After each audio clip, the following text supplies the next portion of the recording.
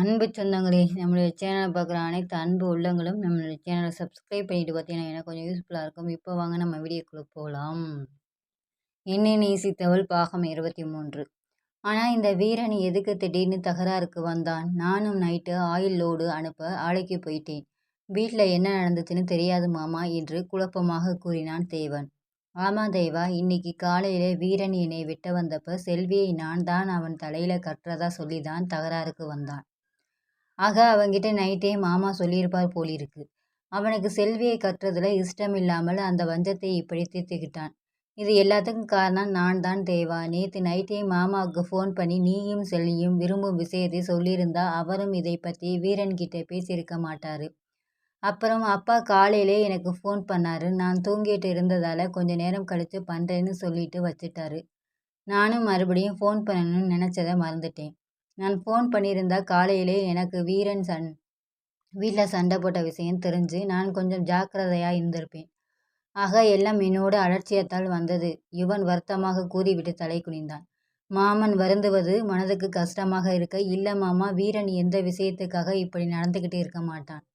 அவனுக்கு இன்னும் வேறு காரணங்கள் இருக்கும். நீங்கள் மனசை குழப்பிக்காம தூங்குங்க மாமா என்றான் ஆறுதலாக. என்று மறுபடியும் படுத்த இவன், தேவா, வாய் தவறி கூட செல்வி கிட்ட சொல்லிடாத. அப்புறம் எல்லாம் நம்மனாலதானு அந்த புள்ள மனசு கஷ்டப்படும் என்று எச்சரிக்கை செய்தான்.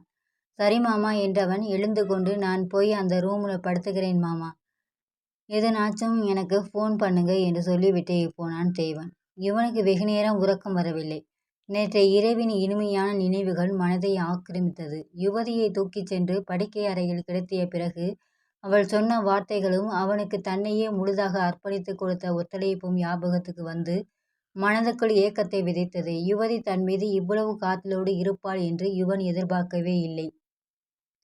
தனது புத்தம்புது மனைவியோடு நேற்று இரவு உறவாடிவிட்டு இன்று மருத்துவமனையில் கிடத்தி விட்டோமே என்று ஏங்கினான். யுவதியை பற்றி நினைக்கையிலே இவனுக்கு இன்னும் ஒன்று ஞாபகம் வந்தது. என் மேலே இவ்வளவு காதலோடு இருக்கிறவ இந்த வெட்டி என் மேலே விழுந்திருந்தா எப்படி தாங்கியிருப்பா? அதுக்கப்புறம் அவள் இருந்திருக்கவே மாட்டா போலிருக்கே. இதை நினைக்கும் போதே இவன் வயிற்றில் கிளி பிடித்தது. அவன் வாய் அவன் அறியாமல் யுவதி யுவதி என்று ஏக்கத்தோடு அழைத்தது. சற்று நேரத்தில் யுவதியை பற்றிய சிந்தனைகளுடன் தூங்கி போனான். வறண்டாவின் ஓரம் என்று எல்லாவற்றையும் கேட்டு கொண்டிருந்த வீரன் மனம் போல நொந்து, தேவனும் செல்வியும் விரும்புறது தெரியாம வெட்டியா தகராறு பண்ணி தங்கச்சிக்கே இவ்வளவு பெரிய வினையை தேடி வச்சிட்டேனே என்று தன்னையே நொந்து கொண்டான். யுவதி மேலே இவ்வளவு அன்பு வச்சிருக்கிறவர் அவளை வெளிநாடு அனுப்ப ஏற்பாடு பண்ணதுக்கு ஏதாவது காரணம் இருக்கும் என்று அவனது தெளிந்த மனது இப்போது காரணம் சொன்னது. என்ன விவரம்னு புரியாம முன்கோபத்தில் செய்த தவறு வீரனையே நெருப்பில் குளிக்க வைத்து புடம் போட்டிருந்தது. யோசனையுடன் ஐசியூ வார்டுக்கு நுழைந்து ஜோயலின் கேபிள் உள்ளே போனான். மேஜையில் தலை கவிழ்ந்து கண்மூடியிருந்த ஜோயல் சத்தம் கேட்டு நிமிர்ந்து அமர்ந்து, சாப்பிட்டீங்களா என்று புன்னகையுடன் கேட்டார். இவங்க ஏன் என்னை சாப்பிட வைக்கிறதுலே குறியா இருக்காங்க என்ற கேள்வி மனதில் ஓட, சாப்பிட்டேங்க. நான் போய் என் தங்கச்சியை பார்த்துட்டு வரவா டாக்டர் என்று ஜோயலிடம் அனுமதி கேட்டான் வீரன். வாங்க போகலாம் என்று ஜோயலும் உடன் வந்தாள். யுவதி அமைதியாக உறங்கிக் கொண்டிருந்தாள். ஜோயல் யுவதியை முறையான பரிசோதனைக்கு பிறகு இறங்கும் சைலனின் வேகத்தை குறைத்துவிட்டு போகலாம் என்பது போல் வீரனை பார்த்து ஜாடை செய்தாள். வீரன் தங்கையின் காயத்தையே பார்த்து கொண்டிருந்தான். பூ போல இருந்த உடம்புல இப்படி அடையாளம் வச்சிட்டேனே என்று குமரியது அவன் மனது. வாங்க சார் ப்ளீஸ், ஜோயல் மறுபடியும் சொன்னதும் அங்கிருந்து அகன்றான். ஜோயலின் கேமின் உள் போய் இருவரும் அமர்ந்ததும், இனிமே என் தங்கச்சிக்கு எந்த ஆபத்தும் இல்லையே டாக்டர் என்று கேட்டவனை புன்னகையுடன் பார்த்த ஜோயல், இனிமேல் எந்த ஆபத்தும் இல்லை. ஆனால் வெட்டி 2 அங்குலம் மேலே விழுந்திருந்தா மூளைக்கு ரத்தம் எடுத்து செல்லும் நரம்பு அறந்து உடனடியாக உயிரிழப்பு ஏற்பட்டிருக்கும். நல்ல வேளை அந்த ஆண்டவன் உங்கள் தங்கையை காப்பாற்றிட்டார் என்று ஜோயல் சொன்னதும் வீரன் காதுகளை பொத்துக்கொண்டு, ஐயோ சொல்லாதீங்க டாக்டர் என்று கண்களில் நீர் வழிய கெஞ்சினான். அவன் வேதனையை பார்த்து ஏண்டா சொன்னோம் என்றானது ஜோயலுக்கு. அவன் கவனத்தை திசை திருப்பும் நோக்கத்துடன், சரி விடுங்க, நடந்ததை பற்றி யோசிக்க வேண்டாம்.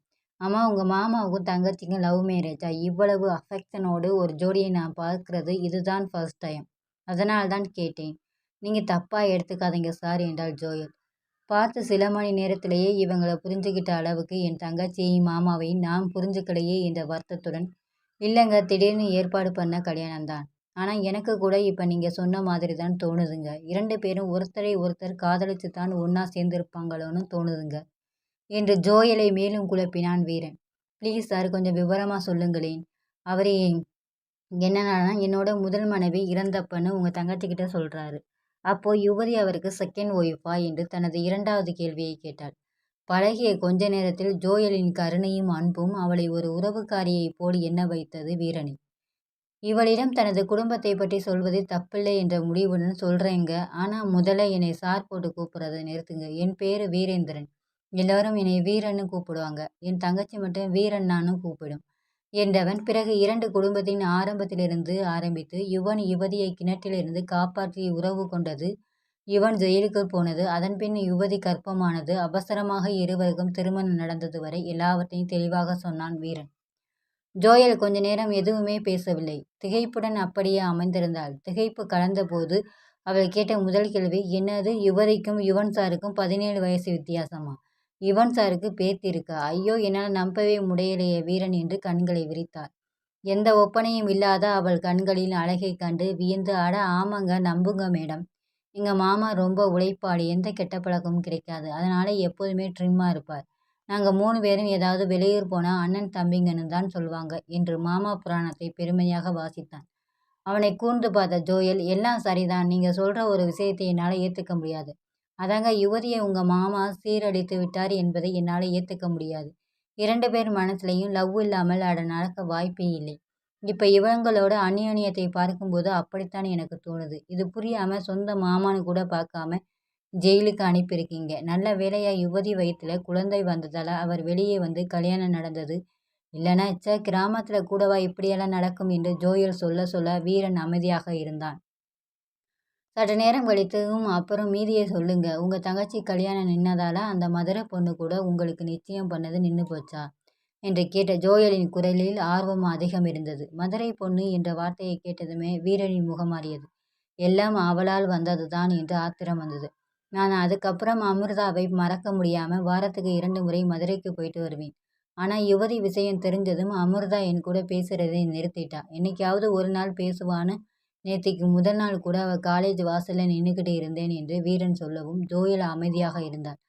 அவள் விரல்கள் எதிரே இருந்த வெறுந்தாளில் பென்சிலால் கோடு கிழித்து கொண்டிருந்தது. குனிந்த தலையை நிமிராமலையா, அப்போ நீங்க அமிர்தாவை ரொம்ப லவ் பண்றீங்க. சீக்கிரமா உங்களை புரிஞ்சுக்கணும்னு வாழ்த்துறேன் வீரேந்திரன் என்றாள். ஒரு மாதிரி வறண்ட குரலில். வீரனுக்கும் அவள் குரலில் தெரிந்த மாற்றம் உரைத்தது. அவள் பென்சிலால் கிழித்த கோடுகளை பார்த்தான். பேப்பரை கிழியும் அளவிற்கு தாறுமாறாக கோடு கிழித்திருந்தாள்.